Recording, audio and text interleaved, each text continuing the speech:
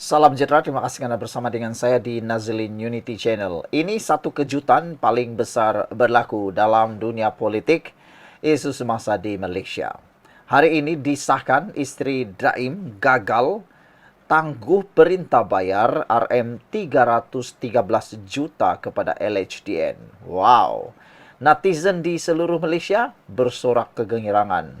Ada yang gembira, ada juga yang sedih, ada juga yang bercampur baur.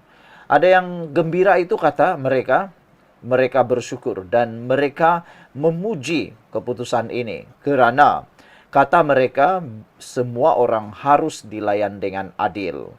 Dengan kegagalan isteri Daim menangguhkan perintah bayar 313 juta kepada LHDN ini, nampaknya rakyat gembira kerana kata mereka undang-undang kini dah semakin diperketat dan diperhebatkan. Mahkamah Tinggi Shah Alam menolak permohonan isteri bekas Menteri Kewangan Daim Zainuddin untuk menangguhkan sementara perintah supaya dia membayar cukai pendapatan tunggakan sebanyak 313 juta ringgit kepada Lembaga Hasil Dalam Negeri LHDN. Hakim Mahkamah Tinggi Shah Alam Sahnaz Sulaiman melalui penghakiman bertulis yang dikeluarkan hari ini membuat keputusan itu selepas mendapati tiada keadaan luar biasa yang mewajarkan mahkamah membenarkan permohonan Naimah Abdul Khalid. Netizen mereka kata, apalah sangat 313 juta itu. Duit mereka sangat banyak, kata netizen. Cuma tak tahulah berapa banyaknya. Selain daripada itu, netizen juga sangat terkejut. Bagaimana mereka mempunyai tunggakan cukai pendapatan berjumlah sehingga 313 juta ringgit ini. Begitu banyak, begitu lama tertunggakkah? Ini benar-benar mengejutkan kita semua. Katanya, sistem percukaian Malaysia adalah mengikut oleh sistem bayar dahulu bincang kemudian, yang mana pembayar cukai mesti membuat pembayaran terlebih dahulu ke atas taksiran oleh LHDN sebelum memfailkan permohonan penilaian semula cukai dengan pihak berkuasa. Hakim Mahkamah Sivil itu merujuk kepada Seksyen 103 dalam kurungan 1 Akta Cukai Pendapatan 1967 yang menyatakan cukai yang perlu dibayar untuk sesuatu tahun taksiran adalah hendaklah genap masa dan perlu dibayar pada tarikh yang ditetapkan tanpa mengira sama ada pembayar cukai merayu terhadap taksiran ataupun tidak. Saudara-saudara sekalian, apa pula komen anda untuk isu dan juga keputusan mahkamah hari ini? Netizen kata tahniah kepada mahkamah hakim kerana keputusan ini benar-benar memberikan kemenangan kepada undang-undang, kata mereka. Walau bagaimanapun, terpulanglah kepada pihak isteri Daim Zainuddin sama ada memohon penangguhan ataupun memohon rayuan semula ataupun beliau teruskan sahaja membayar. Yang pastinya kita semua terkejut. Wang 313 juta ringgit itu bukan sikit. Dan bagaimana dia mempunyai tunggakan cukai pendapatan berjumlah 313 juta ringgit itu. Sekian untuk kali ini. Jangan lupa tinggalkan komen anda. Salam sejahtera, terima kasih kerana bersama dengan saya di Nazlin Unity Channel. Kemarin kita digemparkan dengan berita kesihatan Tun Mahathir di IJN. Diberitahu bahawa Tun Mahathir Mohamad dimasukkan ke IJN kerana jangkitan dan juga kerana beliau mengalami batuk. Ada netizen mula memberikan titipan nasihat yang paling berguna kepada Tun Mahathir. Kita semua sudah puas, dah muak memberikan nasihat kepada Tun Mahathir. Tapi Tun Mahathir ini memang lihat, mungkin tak nak dengar nasihat orang. Dia lihat dengan sikap beliau.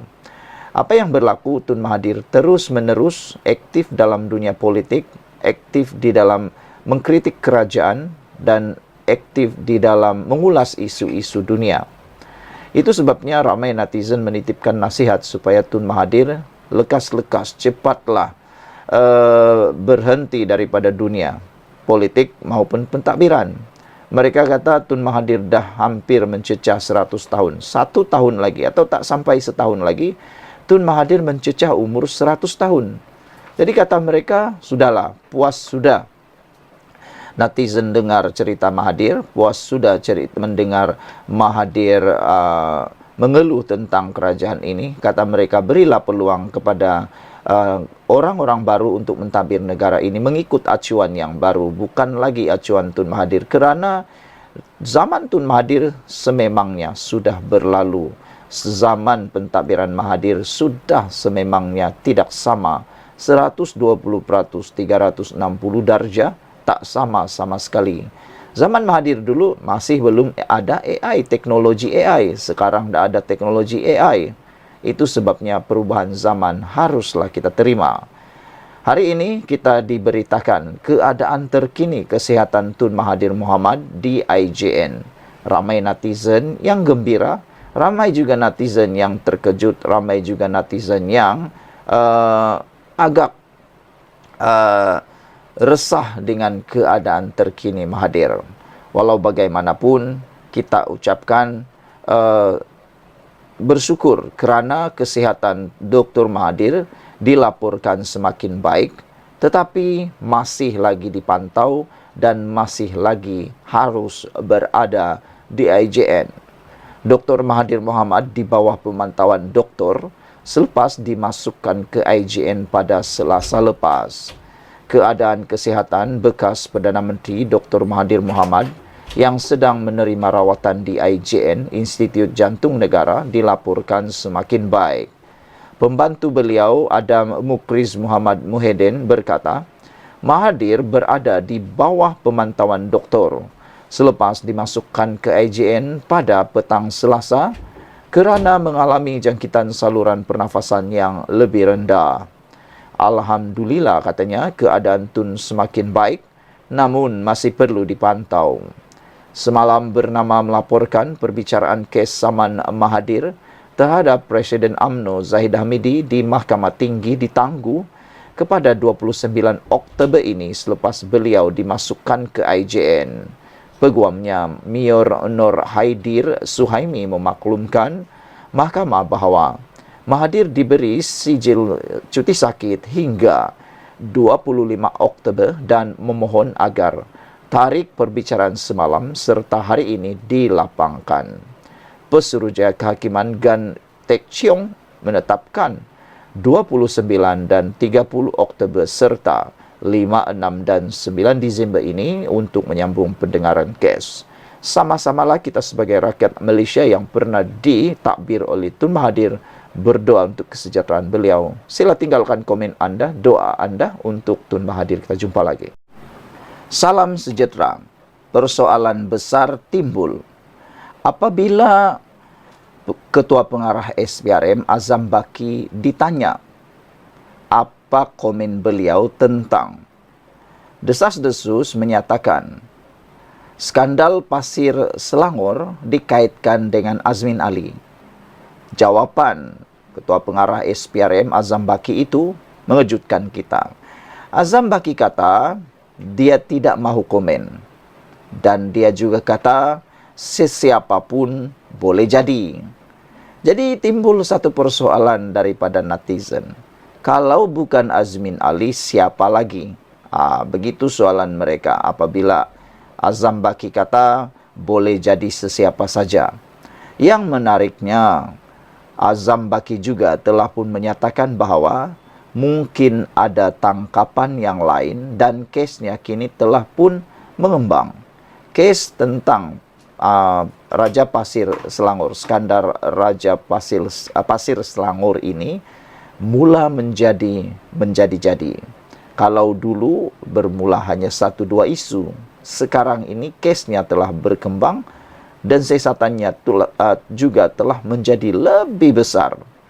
Nampaknya kes skandal pasir di Selangor ini mungkin akan menyamai status siasatan 1MDB satu ketika dahulu. Ahli politik berpengaruh itu boleh jadi sesiapa saja, kata Azam Baki. Persoalannya sekarang, siapa lagi orang itu? Demikian jawaban Ketua Pesuruhjaya SPRM Tan Sri Azam Baki berhubung identiti ahli politik yang didakwa mempunyai kaitan dengan kes rasuah Menteri Besar Selangor Pemerbadanan MBI. Azam Baki meminta semua pihak menunggu hasil siasatan SPRM terhadap kes berkenaan. Kata Azam Baki, saya tidak mahu mengomen mengenainya, kerana dia boleh jadi sesiapa sahaja.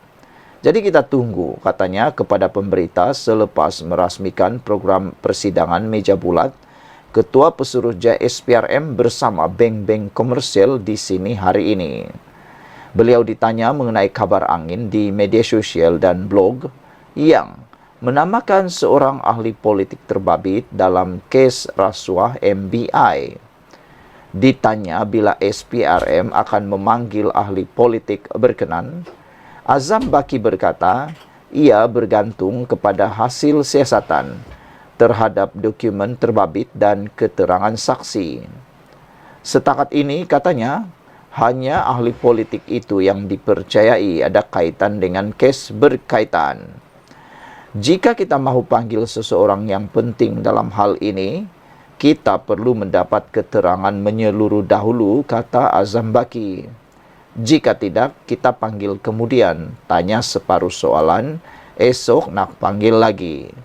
Saya nasihatkan pegawai saya supaya panggil bila keterangan yang kita ada memadai untuk bertanya kepada individu itu. Jangan panggil berpuluh kali, nanti ramai yang akan muak dengan kita, katanya. Mengenai dakwaan bahawa siasatan kes MBI bermotifkan politik, Azam Baki berkata SPRM hanya menjalankan tugas berdasarkan maklumat dan aduan diperoleh. Terpulanglah kepada sesiapa nak kata. Jika kes itu membabitkan kepentingan awam, kita akan menjalankan siasatan terus, dan jika membabitkan sektor swasta, mesti ada pengadu yang sahih datang kepada kami. Jika pegawai saya membuat pengesahan kes ini ada sebab yang munasabah untuk disiasat, kita akan jalankan siasatan. Perkara remeh-remeh mengatakan ini isu politik dan sebagainya, terserahlah kepada anda, kata Azam Baki. Sekian dulu untuk kali ini. Jangan lupa tinggalkan komen anda. Berita dipetik daripada BH Online. Bye-bye.